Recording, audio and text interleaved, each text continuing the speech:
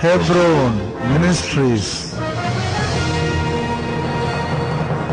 இன்றைக்கு நாம பெனையாவை குறித்து பார்க்க போறோம். எத்தனை பேருக்கு பெனையான்னு தெரியும்? பாஸ்டர் விசா வந்தவங்க தெரியுங்க. பெனையா, வெரி குட். ஒரு ஆள் பெனையா. யார் பெனையா? அது தெரியாது. பெனையா தெரியும். ஜார்ஜ் தெரியும். அது ஜார்ஜ் வாஷிங்டன்னா தெரியாது. எந்த நாடு என்பது எனக்கு தெரியாது. சரி, ஆண்டவர் இன்றைக்கு பெனையா, வேதாகமத்தில் ஒரு கேரக்டர் பெனையா. இந்த பெனையா தாவீதினுடைய அதாவது ஆர்மியில் ஒரு பாதுகாவலனா ஒரு முக்கிய பொறுப்பில் இருக்கிறான். அவனுக்கு 4 குவாலிட்டிஸை நம்ம இன்றைக்கி பார்க்க போகிறோம். 4 குவாலிட்டிஸ். இந்த செய்தியினுடைய தலைப்பு என்ன? Warriors of king. ராஜாவினுடைய நீங்கள் யார்? நீங்கள்லாம் எந்த ராஜா? தேசுக்கு ராஜாவா? ஏசு ராஜா. ஏசு ராஜாவின் போர் வீரர்கள். Very good. இன்றைக்கு நம்ம இந்த பகுதியில் 4 காரியங்களை கர்த்தர் நமக்கு கற்றுத்தர போகிறார். அவன் எப்படிப்பட்ட மனுஷனாக இருக்கிறான்? Courageous man. துணிச்சல் உள்ள 2 சாமுவேல் 23:20 வாசிங்க. பராக்கிரமசாலியாகிய யோய்தாவின் குமாரனும் கப்சேல் ஊரானுமாகிய இவதான் degree, BA MA BSc MPhil மாதிரி ஒரு டிகிரி. அவங்க தாத்தா பேர், அப்பா பேர், ஊர் பேர். தாத்தா பேர், அப்பா அந்த ஊர் பேர் சொன்னால் அவ்வளோ அந்த பரம்பரை, அந்த ஊர் அது சொல்கிறான். பார்த்தீங்களா?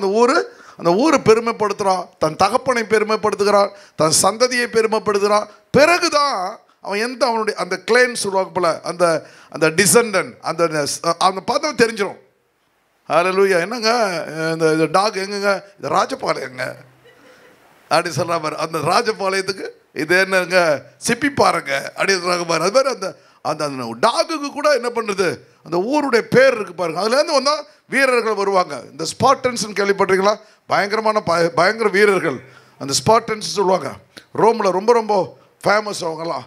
அவங்க அந்த ஸ்பார்டன் சிட்டி ஃபுல்லாக பயங்கரமாக 6 அடி இருப்பானுங்க. எல்லாமே பயங்கரமான 6 அடி மசில் பவர். அந்த இடத்துக்கு நாங்கள் போனோம். நானும் அம்மா போனோம். ஸ்பார்டனுக்கு போனோம். அந்த இடத்துல பிலிப்பி பட்டணத்துலேருந்து போகும்போது அந்த சிட்டி முழுவதுமே வீரர்கள் தான். பயங்கரமான வீரர்கள். அது மாதிரி வேலன்ஸ் சொல்லுவாங்க, வீரர்கள், பயங்கர வாரியர்ஸ். அந்த ஏரியாவில் தான் வாரியர்ஸ் எடுப்பாங்க. அப்புறம் இந்த ஊர் மிக மிக முக்கியம். அதை சொல்கிறேன் பாருங்க. சைகைகளே வல்லவனாய் இருந்தான். அவன் மோவாப் தேசத்தின் 2 வலிமையான சிங்கங்களை கொன்றதும் அல்லாமல், சிங்கங்களை கொல்ற அளவுக்கு அவன் எப்படிப்பட்டவன் தான்? பலன் உள்ளவனாயிருந்தான்.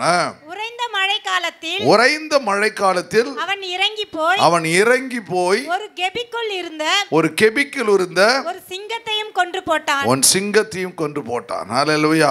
இன்னைக்கு 4 காரியங்களை நம்ம கவனிப்போம். ஒன்று என்ன? Courageous man. அப்படின்னா துணிச்சலான ஒரு பெனையா. யாரு? Courageous man.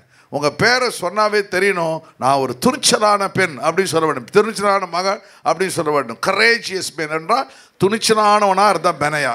2வது பெனையா எப்படிப்பட்டவன்? Sensational man. அப்படின்னா உணர்ச்சி உள்ள ஒரு மனிதன். பக்கத்தில் கை கொடுங்க. அவங்க என்ன செய்கிறாங்க? நீ கை கொடுத்தவன சிரிக்கிறாங்க. உணர்ச்சி இருக்கு. நீங்க கையை கொடுத்து அவங்க சிரிக்கலன்னா சென்சேஷன், உணர்ச்சி இல்லாத ஒரு ஜடம் அப்படின்னு சொல்லுவாங்க. நான் சொல்ல மாட்டேன்ப்பா. உணர்ச்சி இல்லாத ஜடன்னு வெளியில சொல்லுவாங்க. அப்போ அப்படி உணர்ச்சி இருக்கணும். அப்பா யூ அப்படின்னு சொல்லி. ஓகே, அப்போ முதல்ல என்ன பண்ணோம்? கரேஜியஸ், துணிச்சலானவன். 2 சென்சேஷனல்னா உணர்ச்சி உள்ள, அப்படி நம்ம புரிந்து கொள்கிற தன்மை உள்ளவன். அப்சர்வர்னு சொல்லலாம்.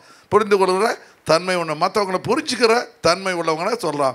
3வது காரியம் மைட்டி மேன். அப்படின்னா பராக்கிரமசாரி, இல்லை வல்லமையானவன். மைட்டி மேன்னா எல்லாத்துலேயும் மேம்பட்டவன், வல்லமை உள்ளவன் அப்படின்னு சொல்லலாம். கர்த்தர் உங்களை பார்த்து மைட்டி மேன் சொல்லணும்.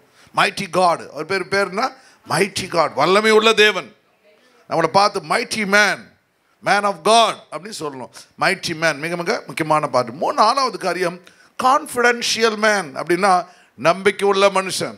Is very confidential sir. அவர் ரொம்ப நல்லவர் சார், நம்பிக்கை சார். அவர் நம்பி நீங்கள் எவ்வளோ நீங்கள் நம்பலாம் சார், அவர் உங்களை ஒரு நாள் வெட்கப்படுத்த மாட்டார் சார் அப்படின்னு சொல்லுவாங்க பாருங்க. பட் கான்ஃபிடன்ஸ், இந்த 4 குவாலிட்டிஸ் ஒரு மனுஷனுக்கு இருக்க வேண்டிய குவாலிட்டிஸு யாருக்கு இருக்குது? பெனாயாவுக்கு இருக்குது. ஹல்லேலூயா. ஒவ்வொரு வாரமும் நம்ம பிரசங்கத்தை கேட்கறது மாத்திரமில்ல, அந்த கேரக்டராக மாறணும். பவுல் சொல்கிறான், என்னை போல மாறுங்கள். ஏன் அப்படி சொல்கிறான் கான்ஃபிடென்ட்டா? ஏன்னா அவன் இயேசுவை போல மாறிவிட்டான். அதுபோல் ஆண்டவர் என்ன பண்ணுறாரு, உங்களை அந்த கேரக்டராக மாற்றும் பொழுது உங்களுக்குள்ள ஒரு தைரியத்தை தேவன் கொடுக்க இரக்கமுள்ளவராய் இருக்கிறார். சரி, இன்றைக்கி இந்த first point, second point, 2 point பார்ப்போம். அடுத்த வாரத்தில் 2 பாயிண்ட்டு இந்த காரியங்களை கர்த்தர் நமக்கு கொடுக்க இரக்கமுள்ளவராய் இருக்கிறார். ஹல்லேலூயா. வாசிங்க, இந்த இப்போ வசனத்தை வாசிங்க. பராக்கிரமசாலியாகிய யோய்தாவின் குமாரனும் கப்சேல் ஊராடமாகிய பெனாயா செய்யில் வல்லவனாயிருந்தான். அவன் மோவாப் தேசத்தில் 2 வலிமையான சிங்கங்களை கொன்றதும் இல்லாமல் நம்ம கரப்பாம்பூச்சி படிக்கிறதுக்கு பயந்து பயந்து ஓடுவோம் பாருங்க. எலியை பார்த்தா பயம், கரப்பாம்பூச்சியை பார்த்தா இவன் சிங்கத்தையே கொள்றான். அப்போ நீங்கள் இனிமேல் இப்போ கரப்பாம்பூச்சி பார்த்து பயப்பட மாட்டீங்க. ஒரு 100 கரப்பாம்பூச்சி மேலே விட்டவரை நிற்பீங்க இல்லையா? சரி, இது இல்லாமல் ஒரு கெபிக்குள் இருந்த ஒரு சிங்கத்தை கொன்று போட்டான். கெபிக்குள்னா என்ன இருக்குது? அங்கே பார்க்கும்பொழுது இது கெபின்றது ஒரு கேவ் இல்லை, ஒரு சிங்கம் வந்து அதோடைய வாசஸ்தலம் என்ன, அதான் அதோடைய வீடு. நம்ம டபுள் பெட்ரூம் 3 பெட்ரூம் அப்பார்ட்மெண்ட் மாதிரி அதுக்கு ஒரு அப்பார்ட்மெண்ட்டு கெபி பாரு. அது இருட்டில் இருக்கும். இவனை இருட்டில் போட்டாங்க. இவனுக்கு தான் வந்து வெளிச்சம் வரணும். ஏன்னா இந்த பக்கம் சிங்கத்தை காமிக்கிறதுக்காக போட்டாங்க. இந்த சிங்கம் வந்து யோசிச்சு பாருங்க, ஒரு கெபி இருக்குன்னா ஒரு டன், ஒரு என்ன இருக்குது, ஒரு குகை இருக்குது. குகைக்குள்ளே சிங்கம் படுத்துட்டு இருக்குது. இவன் உள்ளே போகும்பொழுது அந்த குகைக்குள்ளே வந்து வெளிச்சம் இருக்குமா? இருக்காது. ஒரே இருட்டாக இருக்கும். இருட்டில் அது படுத்துட்ருக்கு. அப்போ எந்த பக்கம் எந்த டைரக்ஷனில் படுத்துருக்குன்னு எனக்கு தெரியாது. ரைட். 2வது, அது எழுந்து நிற்குதா தூங்கிட்டு இருக்குதா தெரியாது. அது இவன் மேலே பாய போகுதா என்ன தெரியாது, ஒன்றும் தெரியாது. ஆனாலும் கூட துணிச்சல் எதுக்கு அந்த கெபிக்குள்ளே போனால் தெரியாது. எதுக்கு ஒரு சமயம்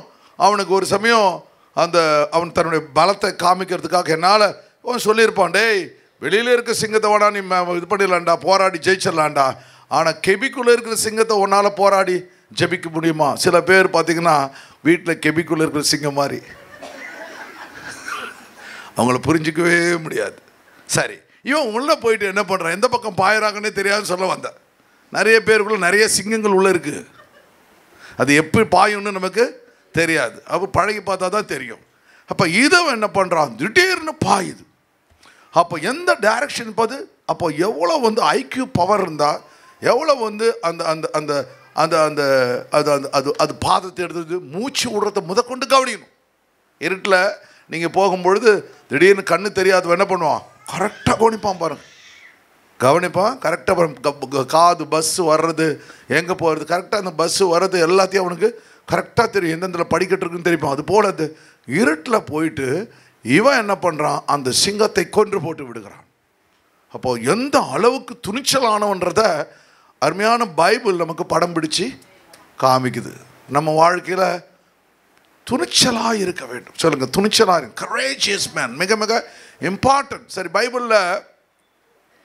பைபிளில் யாரெல்லாம் சிங்கத்தோட சண்டை போட்டு ஜெயிச்சிருக்காங்க? Very good. தாவீது ஒருத்தன் ஜெயிச்சவர். சிம்சோன் 2 பேர். வேறு யார் இருக்காங்களா? கரெக்டாக பெனாயா 3வது. இது எவனும் சொல்ல மாட்டான். நீங்கள் யார்கிட்ட கேளுங்க, 2 பேரை சொல்லுவாங்க. யாரை பேர் சொல்லுவாங்க? ஆமாம், தாவீதை சொல்லுவாங்க, கோலியாத் சொல்லுவாங்க. ஆனால் பெனாயாவை யார்கிட்ட சொல்ல மாட்டாங்க. எப்ரோன் மட்டும் சொல்லும். எப்ரோன் கட்டாயமாக சொல்லும். கர்த்தர் உங்களுக்கு ஒரு பெரிய சீக்ரெட்டை ரிவீல் பண்ணியிருக்காரு இன்றைக்கு. ஹல்லேலூயா. சரி, அப்போ அவன் என்ன பண்ணுறான், பெனாயானா என்ன அர்த்தம்னா யெகோவா பில்ஸ் அப். உங்களுக்கு பிள்ளைங்களுக்கு இப்போ ஒரு ஆண் குழந்தை பிறந்தால் பெனாயான்னு பேர் வைங்க. நம்ம சர்ச்சில் பெனாயா இல்லை, பெனாயானா வந்து யெகோவா கட்டி எழுப்புவர். ஹல்லேலூயா. யெகோவா கட்டி எழுப்புவர். ராட்டன் ஆப்பிள் ஸ்பாயில்ஸ் த பேரல் சொல்லுவாங்க. இங்கிலீஷில் ஒரு பழமொழி இருக்குது, ராட்டன் ஆப்பிள் ஸ்பாயில்ஸ் த பேரல். அப்படின்னா ஒரு அழுகிய ஆப்பிள் பீப்பாயில் உள்ள மற்ற பழங்களை கெடுத்து விடும். ஒரு ஆப்பிள் போதும் அந்த அந்த பேஸ்கெட்டில் இருக்கிற எல்லா பழத்தையும் கெடுத்துரும். ஒரு தலைவன் போதும், ஒரு பராக்கிரமசாலி போதும், ஒருவன் தன் சேனையை பாதுகாத்து விடுவான். உங்க குடும்பத்தில் கர்த்தர் உங்களை பெனாயாவா பார்க்குறாரு. சொல்லுங்க, கர்த்தர் என்ன என் குடும்பத்தில் பெனாயாவா பார்க்குறாரு. ஹல்லேலூயா. என்னை கொண்டு என் குடும்பத்தை தேவன் நடத்துவார். என்னை கொண்டு கர்த்தர் என்னுடைய குடும்பத்தை போஷிப்பார். என்னை கொண்டு என் குடும்பத்தை கர்த்தர் காப்பாற்றுவார். ஆண்டவர் ஒவ்வொரு குடும்பத்துக்கும் ஒரு பெனாயாவை கர்த்தர் வச்சுக்கிறார். ஒரு யோசேப்பை கர்த்தர் வச்சுக்கிறார். ஒரு யாக்கோபை கர்த்தர் வச்சுக்கிறார். ஒரு ஆபிரகாமை கர்த்தர் வச்சுக்கிறார். ஹல்லேலூயா. அவர்கள் அந்த குடும்பத்தினுடைய எல்லா காரியங்களும் தன்னுடைய தன் வாழ்க்கையில் அவர் ஒரு பங்கு அவங்க பற்றி அவங்க பயப்படவே மாட்டாங்க. எது வந்தாலும் நான் சமாளிப்பேன். எங்கள் அப்பாட்ட நான் ஒரு நாள் சொன்னேன், எங்கள் அப்பா பார்த்து கவலைப்படாதப்பா, நீ இருக்கிற நல்ல ஆண்டவர் நம்ம உயர்த்துவார். ஹல்லேலூயா. ஆண்டவர் அது சொல்லி முடிச்சோட எங்கள் அப்பா 300 ரூபாய் கொடுத்தாரு. சரி, அப்போ அந்த பெனாயா எப்படிப்பட்டவன் அப்படின்னு சொன்னால், அவன் ராயல் டு டேவிட், அந்த எஜமானனுக்கு மிகவும் ராயலாக இருந்தான். அவனுடைய மனைவி பேர் நிக்கோலி. NICOL Nicole. மனைவி பேர் நிக்கோலி, இல்லைன்னா கோலி அப்படின்னு சொல்லலாம். சரி, அப்புறம் அவன் 5 அடி உயர உள்ளவன், 5.3 உயரம் உள்ளவன் அப்படின்னு சொல்லி வேதாகமத்தில் போட்டிருக்கு. அவனுக்கு அவன் ஆராவணத்தில் இருக்கும்போது 33 வயசு மதிக்கத்தக்கவனாக இருந்தான் என்று வேத வல்லுநர்கள் அவனை குறித்து அநேக காரியங்களை சொல்லுகிறத பார்க்க முடிகிறது. அப்போ ஆண்டவுடைய திட்டங்களும் தயவுகளும் ஆண்டவுடைய தரிசனங்களும் இங்கே கொடுக்கப்பட்டிருக்கு. அந்த இடங்களில் இவன் தாவீது அப்துல்லாம் குகையில் இருக்கிறான். அதுல்லாம் குகையில் இருக்கிறான். சவுலுக்கு பயந்து ஓடி அதுல்லாம் குகையில் இருக்கான். அவனை போஷிப்பார் அவரு கிடையாது. அவனுக்கு ஆர்மி இல்லை. அவனை எப்போ வேணாலும் சவுல் கொன்று போட்டுருவான். ஆனால் அந்த சமயத்தில் ஆண்டவர் என்ன பண்ணுறாரு, 30 to 37 இந்த பராக்கிரமசாலிகளை மேட்டி பீப்புளை அவங்ககிட்ட அனுப்புகிறார். யார்கிட்ட அனுப்புகிறாரு? தாவீது. தூங்கிட்டீங்களான்னு பார்த்தேன். தாவீட்டை அனுப்புகிறார். அந்த 37 பேரும் தாவீதோடு சேர்ந்து பெரிய சேனையாய் மாறி விடுகிறார்கள். அப்போ யோசிச்சு பாருங்க, நம்முடைய ஆண்டவர் எப்படிப்பட்ட ஆண்டவர். நாம் எந்த இடத்திலிருந்து, அவர் சமீபத்திற்கு மாத்திரமல்ல தூரத்திற்கும் தேவனாக இருக்கிறார். நீங்கள் எந்த இடத்துல இருந்து நீங்கள் ஆண்டவரை கூப்பிட்டாலோ உங்களுக்கு உதவி செய்கிற ஒரு தேவன் உங்களோடு கூட இருக்கிறார். இப்போ இவர் அருமையான அந்த மகன் என்ன பண்ணார், நேராக நெஞ்சு வலி வந்துருச்சு, உடம்பு படப்படுத்த முன்னாடி அவருக்கு ஹார்ட் ப்ராப்ளம் வந்துச்சு. கர்த்தர் கிருபையாக பாதுகாத்தார். இப்போ எந்த தெரியல, திடீர்னு அவனுக்கு நடந்து போகிற ஒன்று திடீர்னு ஒரு யோசனை வருது. டக்குன்னு ஒரு பக்கத்தில் இருக்க ஒரு சர்ச்சில் போயிட்டு நம்ம ஜெபம் பண்ணுவோம், கர்த்தரனை சுகமாக்குவார்னு. கர்த்தர் சுகமாக்கிட்டார். அப்போ நீங்கள் எந்த இடத்துலேருந்து நீங்கள் கூப்பிட்டாலும் உங்களை சுகமாக்குற ஒரு தேவன் உங்களோடு கூட இருக்கிறார். இந்த ஃபெய்த்தை நம்ம வச்சுக்கணும். எங்கே போனாலும் கடவுள் என்னோட வருவார். ஹல்லேலூயா. அந்த காரியங்களை நீங்கள் மிக மிக இவங்ககிட்ட 3 அதில் 37 பேரில் 3 பேர் பயங்கரமான மைட்டி மேன் சொல்லுவாங்க. அவங்க கூட இருந்த பராக்கிரமசாலிகள் 37 பேரில் 3 பேர் அதிபயங்கரமான பராக்கிரம. அவனை குறித்து அவங்க எப்படி இருப்பாங்க?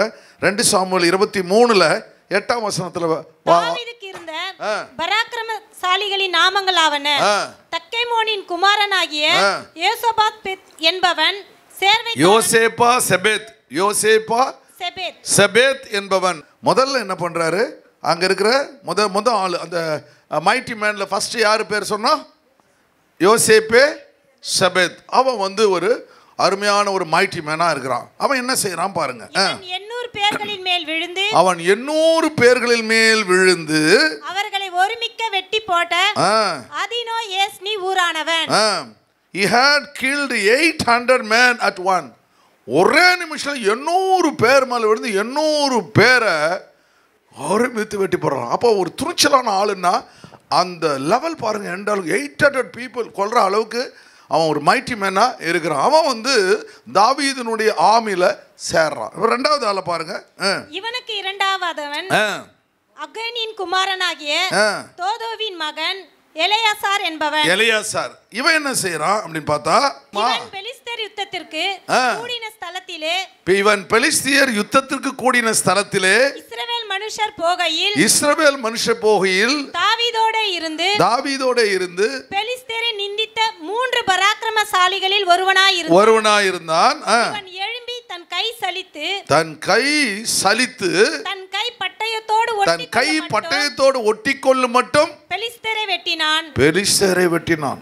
பா, அவனுக்கு ஒரு அவன் ஒரு பெரிய மைட்டி மேன். அவன் என்ன பண்றான்? அப்படியே எல்லாரையும் வெட்டிக்கிட்டே இருக்கிறான். அவன் வெட்டிக்கிட்டு ஒரு ஆளு கூட அவனை ஜெயிக்க முடியல. அவ்வளோ பெரிய ஆளு. பெலிஸ்தர் ரொம்ப பவர்ஃபுல் காய்ஸ், ரொம்ப பயங்கரமான ஆளுங்க. அத்தனை பேரையும் மாட்டான், ஒரு ஆளு கூட அவனை தொட முடியல.